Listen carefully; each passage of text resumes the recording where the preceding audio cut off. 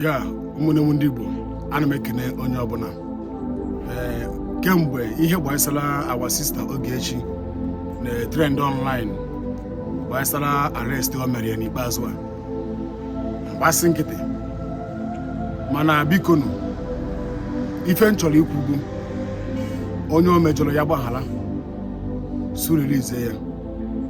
Ọ nọrọ ebe ahụ onwe ife mere ya na kedu onye ọ ga-ebure m.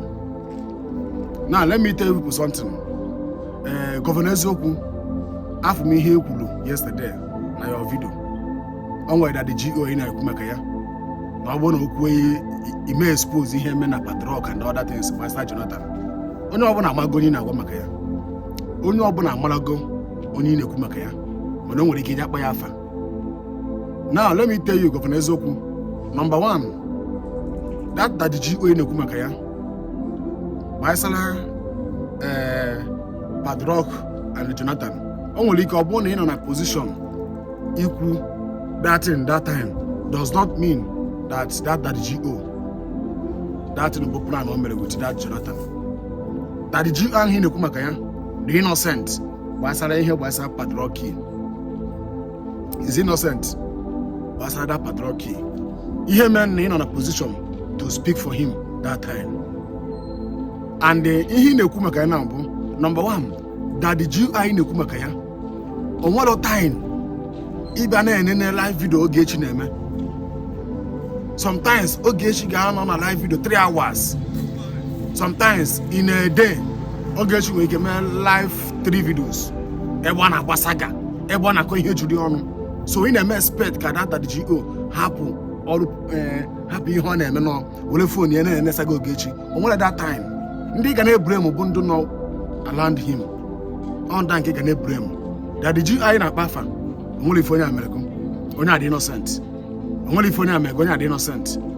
Anyị ma onye na-ekwu maka ya mana onye adị innocent. That the GO anyị na-ekwu maka ya now ị mara na onwego mgbe o nyere Ogechi ya device kpọọ ya na phone gwa ya biko kwụsị. You don't know. You just maybe na inweta information. I don't know. Maybe na ọ na-achọ ka ọ help this guy kwụsị bampụta inwe ike iwezie iwe bidozie na-akọ ihe na-akọ. Ọ bụrụ like that. Ị mara na onwego mgbe ọ kpọọ ya gwa ya na akwụsị one or two things, gwa ya stop. You don't know. And unu niile ma na mụ na onwe m a support m Ogechi n'ihe Ogechi na-ekwu. Ogechi kparịrị m o ji because of ife m gwara ya na ife ọ na-ekwu adọrọ mma mgbe ọ na-agbaje pak ma Gọvanọ eziokwu saga. Agbanye ya sị ya na ife ọ na-eme adọrọ mma. Ọ blọkọ m na Facebook o mee vidio kparịa m mgbasị nkịtị. Ma support ife ọjọọ. Now, some of you have followers na-enye lie down.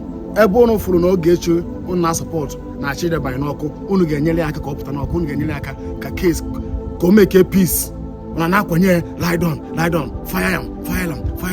Now, n'ebe ọ nọ, all of you now, most of you ga-emechi ọnụ. The same thing mere mụ. Anọ n'ime cell for 10 days. Where my fans ndị niile na-asị m lie down, keep on the good work. Na inwe mmadụ go three na n'Igbo ga-adụ mma na-akọ ife ọ na-akọ.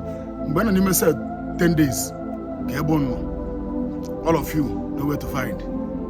Taa for 10 days n'ime cell ezuro m oshi ife m kwuru maka ya bụ mba gbasara ọdịmma mụ na gị eji maka nọ n'ime cell for 10 days. Ndị bloggers, content creators nwanụ suppose ikwu maka ya, all of them rejected me. Nọrọ nke onye nwere mmadụ. I'm telling you what happened to me. Those people na help me lie down.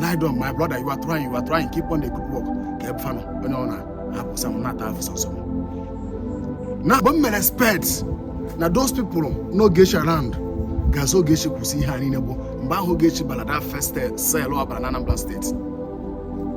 Mgbe nka m na-eme expect Ogechi ga-abịa stop all this saga.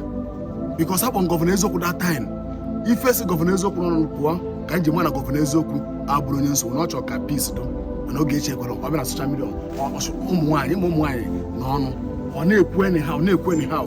Biko this our sister nke a na Abuja so were kpọchi Ogechi biko gbaghara that lady.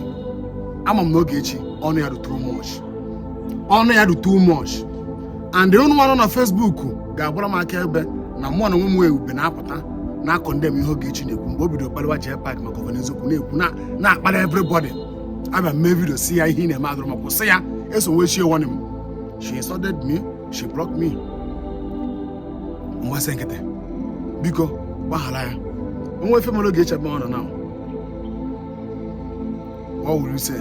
Please, nke a ga-teach you a lesson. Nke a ga-teach you a lesson. Gọvanọ eziokwu echeta m mgbe m na-agụkwu na phone. Unu isikwa m okwu ma ọ bụ na this girl ka mụ da na hapụ everything ị ga-afụget ihe niile a. Mana ọ pụtakwara na-akparịkwa continue ọkwa. I know you. Dịka ị gwara m okwu ị gwara m nji ma na gwa na m ga-abụrụ onye okwu n'ụka. Please, make any peace. Anyị na-ebu ndị Igbo biko daalụnụ.